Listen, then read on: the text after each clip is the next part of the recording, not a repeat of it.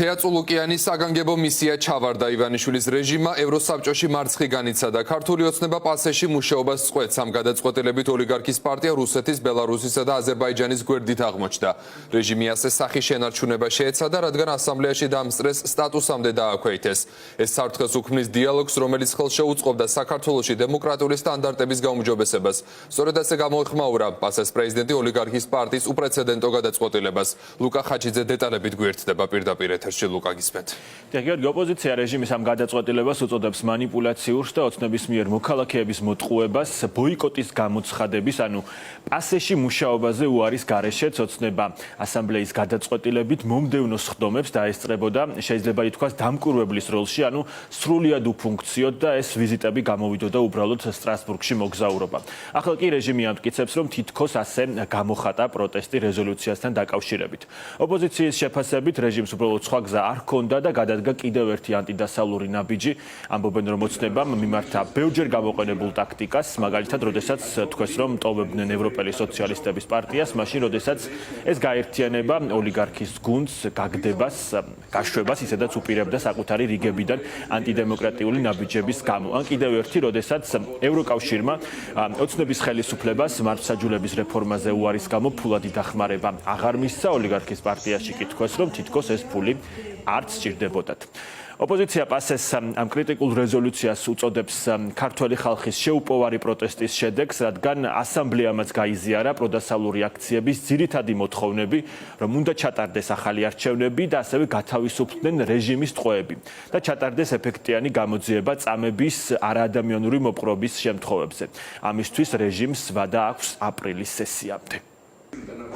აპრილამდე აძლევს ვადას ივანიშვილის მსახურებს, რომ ერთი რო ჩანიშნონ ახალი საპარლამენტო არჩევნები, მეორე რომ გაათავისუფლონ ყველა პოლიტპარტიები და მათ შორის განსაკუთრებული აქცენტით რომ გამოსვლებას გააკეთეს სიამაღლობელზე და მესამე რომ დაისაჯონ ძალადობის ჩამდენები და ძალადობის ორგანიზატორები, ის ხალხი, ვინც თბილისში პირების განმავლობაში თბარებდა თბილისში საერთაშორისო აწამებდა ადამიანებს და პლუს ერთადერთი უფლება რაც დაუტოვეს ხალხს არის ის, რომ შევიდნენ პასეს დარბაზში, რომ მოახსენონ პროგრესზე, როგორ ამ ჩადებულ პირობებს. დანარჩენი ყველა უფლება მათ აქვს ჩამორთმეული. ივანიშვილის რეჟიმი ერთ-ერთში იმიტირებს პუტინის რუსეთს, რომელიც ასევე ევროსაბჭოს საპარლამენტო ასამბლეიდან გარიცხვამდე გამოვიდა განცხადებით, რომ ისინი თავად ტოვებდნენ აღნიშნულ ასამბლეას, ისევე როგორც რეპრესიებით, ისევე როგორც რუსული კანონით, ისევე როგორც ჰიბრიდული ინსტრუმენტების გამოყენებით საკუთარი ხალხის წინააღმდეგ.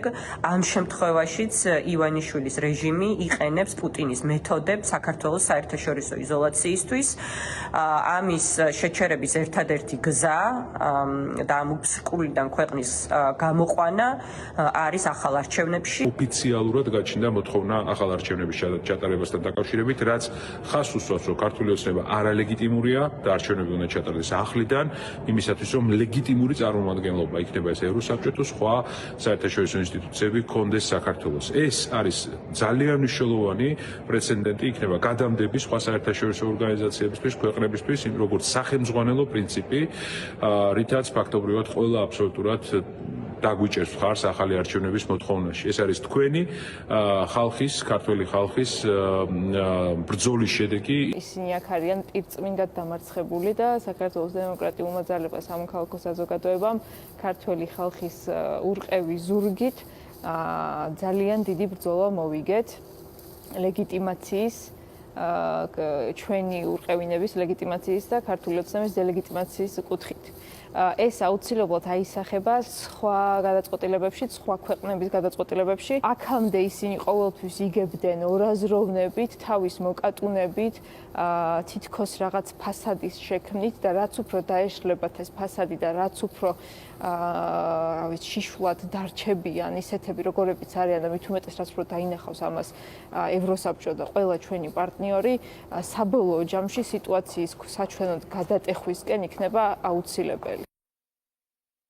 კრიტიკული შეფასებები და რეზოლუცია დააყრდნო მესამე სექტორის მტკიცებულებებს, მათ შორის სისტემური წამების შესახებ არასამთავრობოების მიერ მომზადებული ანგარიშები ჰქონდათ, მათ შორის დებატების მონაწილეებს და რეჟიმის წევრებს უპირისპირდებოდნენ ამ დოკუმენტებიდან ციტატებით და ფოტოებით დაშავებული, დასახიჩრებული მოქალაქეების.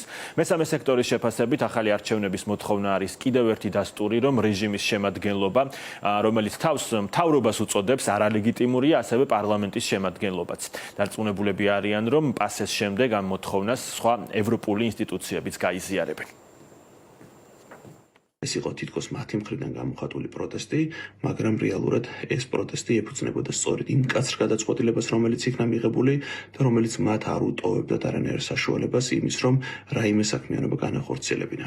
ასე რომ ეს უმნიშვნელოვანესი უპრეცედენტო გადაწყვეტილება არის ქართული ხალხის მხარდაჭერა, არის ქართული ხალხის მოთხოვნების აღიარება, ეს არის დასტური ძალიან ბევრი რამის, რის გამოც ხალხი გარეთ დგას ქუჩაში. გაყალბებული არჩევნების შემდგომ ივანიშვილის დელეგაციას აღიარების პრობლემა შეექმნა, იმიტომ რომ არჩევნები გაყალბდა, იმიტომ რომ ძალადობა იქნა გამოყენებული მანიფესტანტების მიმართ და საქართველოს სახელმწიფოს ძალიან ბევრი პრობლემა აქვს დემოკრატიული სახელმწიფოს კუთხით.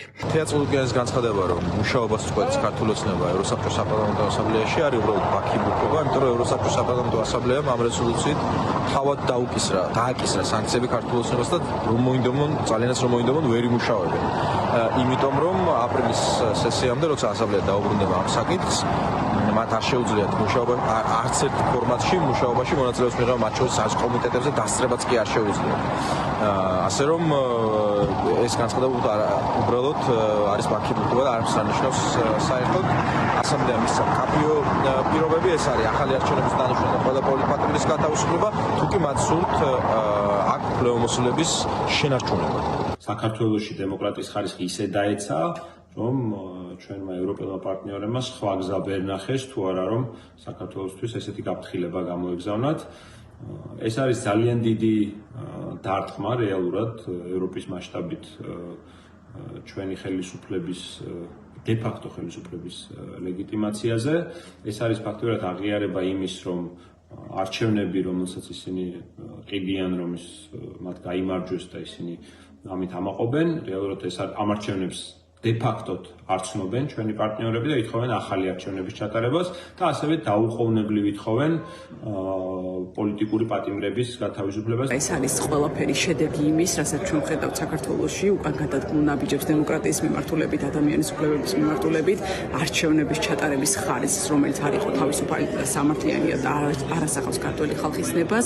შესაბამისად, ეს გადაწყვეტილება, რა თქმა უნდა, არის ძალიან მნიშვნელოვანი და არის შედეგი ქართული ხალხის ბრძოლის ამ თვეების განმავლობაში. დისკუსიები, რომელსაც აქ ჰქონდა ადგილი და მათ შორის ჩვენი შეხვედრების დროს გაჟღერდა, არის ძალიან მნიშვნელოვანი, იქიდან გამომდინარე, რომ ფაქტიურად ყველა პოლიტიკური ჯგუფი აქ ფიქრობს, რომ საქართველოში მიმდინარე პროცესები არ არის თანხმდრაში დემოკრატიულ განვითარებასთან, ევროპულ მომავალთან და ყველამ ძალიან კარგად იცის, რომ ეს არის ქართული ოცნების მიერ გადადგმული ნაბიჯები და სწორედ ამიტომ მოხდა ამ რეზოლუციის მიღება. ევროპას სხვას ვერაფერს ვერ აირჩევდა. ის ყოველთვის მხარს უჭერს სამართლიანობას, მხარს უჭერს თავისუფლებისთვის მებრძოლ ხალხს და ეს დადასტურდა ახლაც. სამწუხაროა, რომ ხელისუფლება ნაცვლად იმისა, რომ დაინახოს პრობლემა, აღიაროს და შეეცადოს კრიზისის დაძლევას, პრაქტიკულად უარს ამბობს თანამშრომლობაზე ევროსაბჭოსთან და იმ ორგანიზაციებთან, რომლებიც მას აბრუნებენ უკან, აბრუნებენ და ახსენებენ იმას, რომ ისინი სწორედაც რომ მოწოდებული არიან დაიცვან ადამიანის უფლებები. გადაწყვეტილება პასეში მუშაობის შეწყვეტის შესახებ თეა წულუკიანმა გაახმოვანა ოლიგარქის დელეგაციას, სწორედ ის ხელმძღვანელობდა.